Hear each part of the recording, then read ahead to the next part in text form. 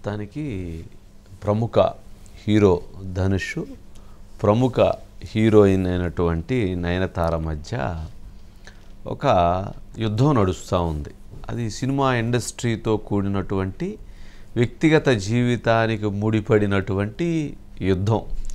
ఆ యుద్ధం ఒక నయనతార ఒక 3 పేజీలతో కూడినటువంటి ఒక లేఖని ధనుష్కి రాయటం జరిగింది.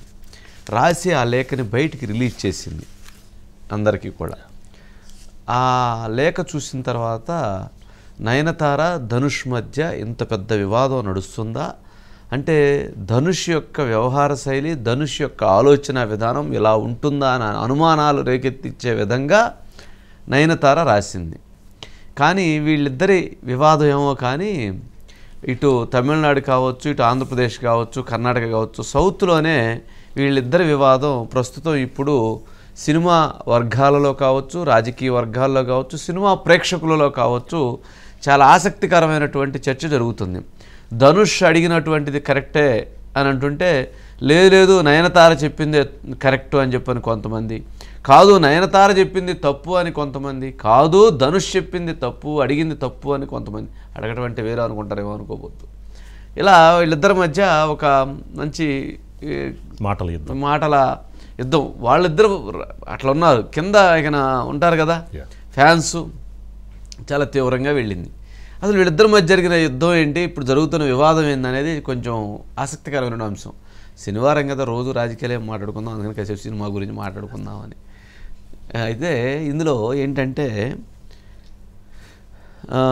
నయనతార బియాండ్ ది ఫెయిర్ టేలీ అని ఒక తన జీవితంతో కూడినటువంటి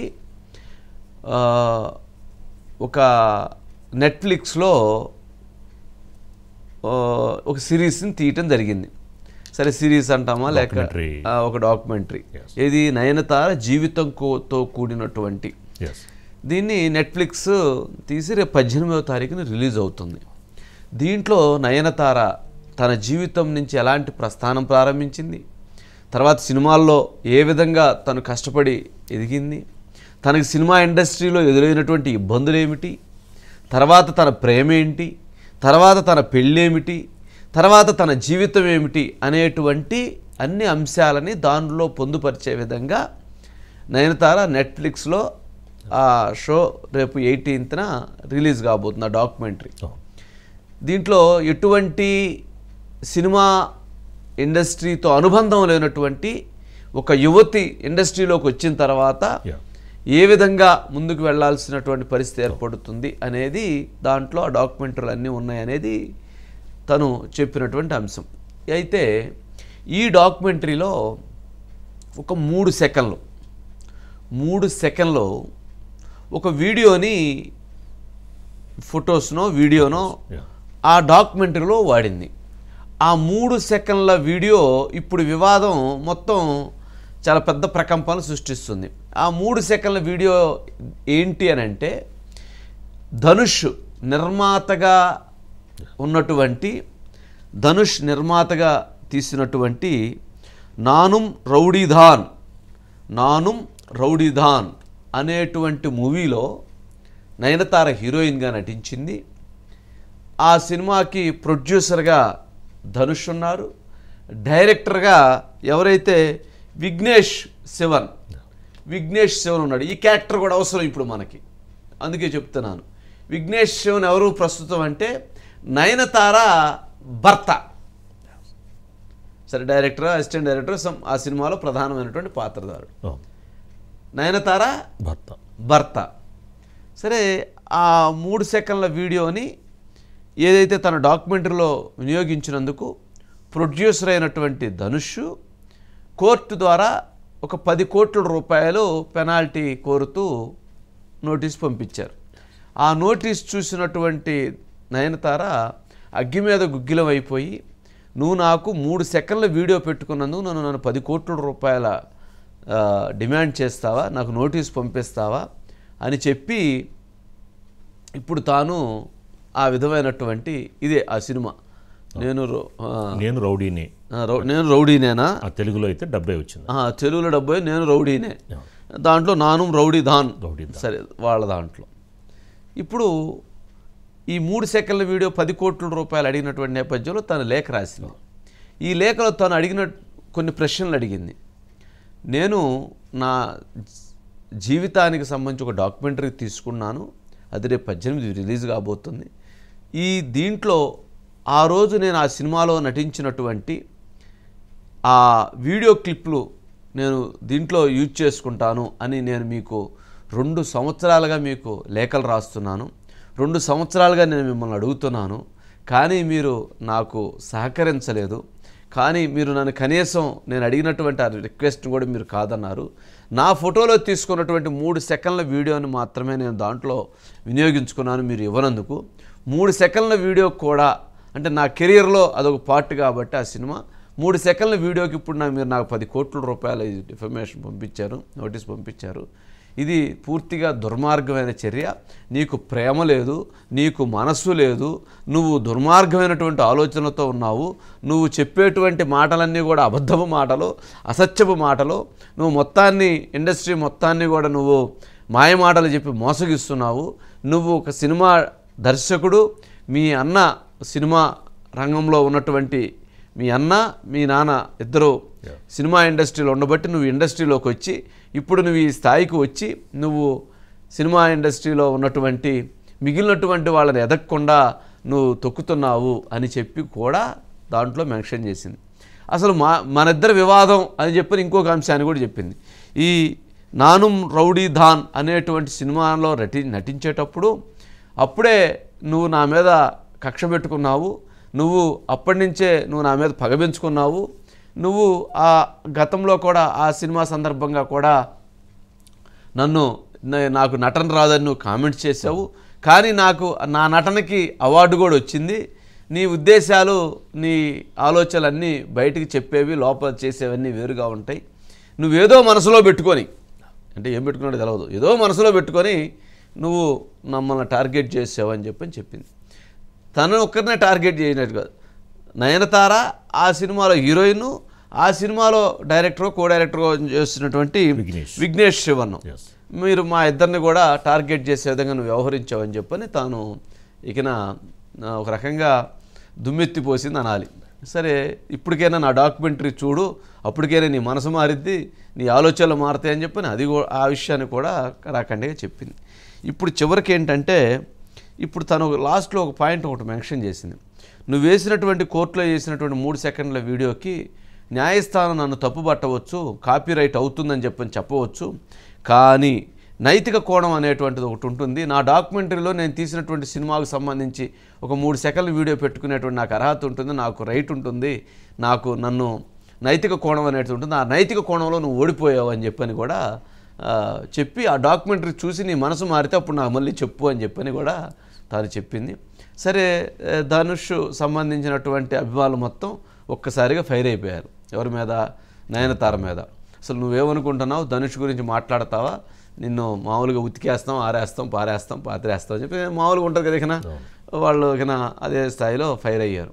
ఫైర్ అవుతూ 3 సెకండ్ల వీడియో అది ఏదైనా కానీ ఆ రైట్స్ తనవి, ఆ రైట్స్ని నువ్వు ఎట్లా వినియోగించుకుంటావని చెప్పని తన మీద ఇక యుద్ధం నడుస్తూ ఉంది. అంటే నయనతార ధనుష్ ఇద్దరు కనిపిస్తున్నారు ఫ్రంట్ ఫేస్లో, కానీ వీళ్ళ ఇద్దరి మధ్య వెనక ఇంకొకరు ఉన్నారు. ఎవరు? విఘ్నేష్. ఎందుకు చెప్పానంటే ఈ సినిమా తీసేటప్పుడే వీళ్ళిద్దరి మధ్య వీళ్ళిద్దరి మధ్య ఆ ప్రేమ ప్రయాణం కొనసాగి తర్వాత పెళ్లి చేసుకున్నారట. వీళ్ళిద్దరికీ అక్కడే పరిచయం, అక్కడే ప్రేమ, తర్వాత పెళ్ళి. ఇది ఆ ఎపిసోడ్లో మరి ధనుష్కి ఇక్కడ ఏం నచ్చలేదో మనకు తెలియదు, కానీ మొత్తానికి ధనుష్ అయితే ఈ అంశాన్ని అభ్యంతరం వ్యక్తం చేశారనేది ఇప్పుడు నడుస్తున్నటువంటి అంశం. ఓం గారు ఉన్నట్లున్నారు. ఓం గారు. సార్ గుడ్ ఈవినింగ్ వంశీ గారు. గుడ్ ఈవినింగ్ అండి. ఏంటిది గోళ? ఉన్న గోళ సరిపోక వీళ్ళు మళ్ళీ కొత్త గోళ. ఇక్కడ 2 అంశాలండి. ఒకటి పతి పత్ని ఔర్ ఓ అని ఒక సినిమా వచ్చిందండి. కాబట్టి ఇప్పుడు పరిస్థితుల్లో నయనతార విఘ్నేష్ శివను భార్యాభర్తలు. ఆ ఓ అనే వ్యక్తి ఎవరంటే ధనుష్ అనుకోవాలి. అతను ఎందుకు వీళ్ళ మీద ఇంత కక్ష సాధింపుగా ఉన్నాడు అన్నది ఒక పెద్ద క్వశ్చన్ మార్క్ అండి. దానికి ఎవరు సమాధానం చెప్పలేరు. ఎందుకంటే నయనతార కూడా ఈరోజు 3 పేజీల పెద్ద ఆరోపణాస్త్రం సంధించింది అంటే ఒక రకంగా ఆవిడ అదృష్టవంతురాలండి. ఎందుకంటే వాళ్ళ ఆయన విఘ్నేష్ శివను డైరెక్టరే కాదు మంచి రైటర్ అని కూడా ప్రూవ్ చేసుకున్నాడు. ఈరోజు ఆ 3 పేజీల ఉత్తరాన్ని చదివితేనండి, ఓపెన్ లెటర్ని, అరే నయనతార ఇంత ఖచ్చితంగా అంటే తన మనసులో భావాలను ఇంత అద్భుతంగా ఎలా వ్యక్తం చేసింది, ధనుష్ని టోటల్గా ఒక కార్నర్ చేసేసింది అండి. అంటే ఒక స్టార్ హీరో జాతీయ స్థాయిలో ఉత్తమ నటుడిగా 2 సార్లు అవార్డు అందుకున్నాడు. అతన్ని పట్టుకుని నువ్వు స్టేజ్ మీద నటిస్తుంటావు, అది నిజం కాదు, నువ్వు నీ అభిమానులు తెలియక మోసపోతున్నారు, ఈ రోజు ఈ లెటర్ చూసైనా కానీ వాళ్ళకి వాస్తవం తెలిసే ఆస్కారం ఉంటుంది అందండి. అలాగే ఇందాక మీరు చెప్పిన ఆఖరి మాట అండి, అంటే కోర్టులో నువ్వు చేసేటువంటి వాదన కావచ్చు, ఈ 10 కోట్లు ఎందుకు కోరుతున్నావు అనే దాని విషయంలో కాపీరైట్ యాక్ట్ కింద నువ్వు గెలవచ్చు. న్యాయస్థానంలో నువ్వు గెలవచ్చు, కానీ నైతికంగా మాత్రం నువ్వు గెలవలేవు, అది నైతికత లేదు అని మాత్రం కోర్టు చేసినట్లుంది. అక్కడ నువ్వు ఓడిపోయినట్టే కదా, నీ మనస్సాక్షిని అడుగు ఇది కరెక్టా కాదా అని, అక్కడ నిజమేంటో తెలుస్తుంది అని క్వశ్చన్ చేసిందండి. అదేంటంటే అసలు 1000 చెంపపెట్ల మాట అండి అది, అంతే కదండి. ఇప్పుడు కొత్త చట్టం వేరుంటుంది, ధర్మం వేరుంటుంది. చట్ట ప్రకారంగా కొన్ని చెల్లుబాటు అవుతాయి, కానీ ధర్మంలో కొన్ని చెల్లుబాటు కావండి. నయనతార ఆ పాయింట్ని క్వశ్చన్ చేసింది. ఇంకొక విషయం ఏంటంటే మీటు విషయం ఎక్కడ ఇందులో రాలేదు, కానీ సినిమా రంగం నుంచి బయట నుంచి వచ్చిన వాళ్ళు నిలదొక్కుని నిలబడడానికి ఎంత పోరాటం చేస్తాము అన్నది మీకు తెలుసు. మీరు సినిమా రంగంలో 2 తరాలుగా ఉన్నారు, మీ నాన్నగారు డైరెక్టరు, మీ అన్నయ్య డైరెక్టరు, మీరు నటుడు, దర్శకుడు, నిర్మాత. సరే మీ మామగారు రజనీకాంత్ గారు, ఆయన సూపర్ స్టారు, వాళ్ళ అమ్మాయినే ఐశ్వర్యనే ఇతను పెళ్లి చేసుకున్నాడు.